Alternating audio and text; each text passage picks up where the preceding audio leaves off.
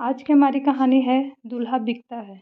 उस गांव में जब शादी हो रही थी तभी सब मेहमान आने शुरू हो गए थे और सभी लोग आपस में ना जाने कौन सी बातें कर रहे थे। बात को जानने के लिए जब हम लोगों के नज़दीक गए तो कुछ बात समझ में आई। यह बात थी दूल्हे के बारे में। वर्मा जी ने जब बोलना शुरू किया तो पता चला कि यह दूल्हा बिक रहा है। अब यह कैसे हो सकता था कि दूल्हा बिक जाए।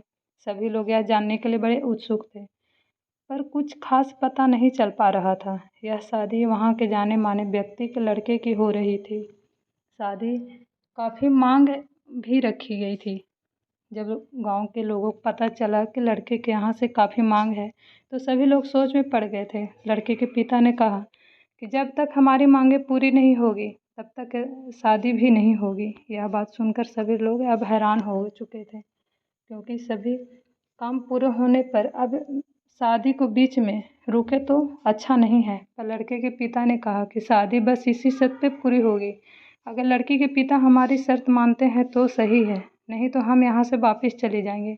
लड़के के पिता ने कहा कि हम जल्दी ही कुछ करते हैं, आपकी मांग पूरी हो जाएगी, पर आप थोड़ा सा समय दीजिए। लड़के के पिता ने कहा कि ठीक है, हम तुम्हें 2 घंटे का समय देते हैं, जब तक तुम इंतज़ाम कर लो।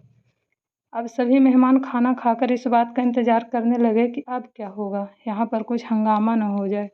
तभी लड़की का पिता अंदर गया और किसी आदमी को बुलाया। वो आदमी कुछ देर बाद वहाँ पर आ गया और पूछने लगा कि कौन बिक रहा है। सभी लोग उसी की ओर देखने लगे और सोचा कि यह कौन है। इस आवाज़ को सुनकर लड़के का पिता आया और कहा कि तुम हो जो हमारी मांगे पूरी करोगे।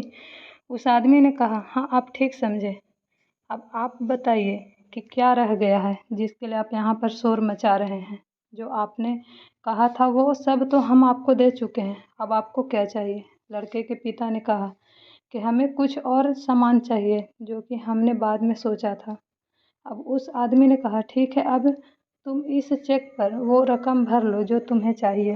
लड़के के पिता ने उसमें रकम भर ली और उस आदमी ने वो चेक वहीं से निकाल कर लड़के के पिता के हाथों में रख दिया। कहा कि अब आपका लड़का हमारा हुआ और आप यह समझ लीजिए कि आपका दूल्हा बिक गया है। यह बात सुनकर सभी लोग सोच में पड़ गए कि यह अवतार कौन है जो ऐसा काम कर गया जिसको आज तक किसी ने नहीं किया।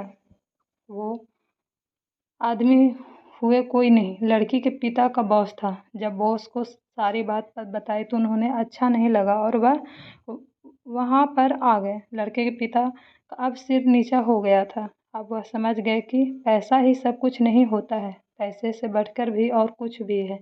वह है वहाँ है इंसानियत जो धीरे धीरे को लोग खो रहे हैं। हमें यह सोचना चाहिए कि आगे हम सब मिलजुल कर रहेंगे तो कितना अच्छा होगा। हमें अपनी ज़िंदगी के पल खुशी के साथ बिताने चाहिए। अगर आपको ये कहानी पसंद आए तो मेरे चैनल को लाइक एंड सब्सक्राइब ज़रूर कीजिएगा। Thank you so much.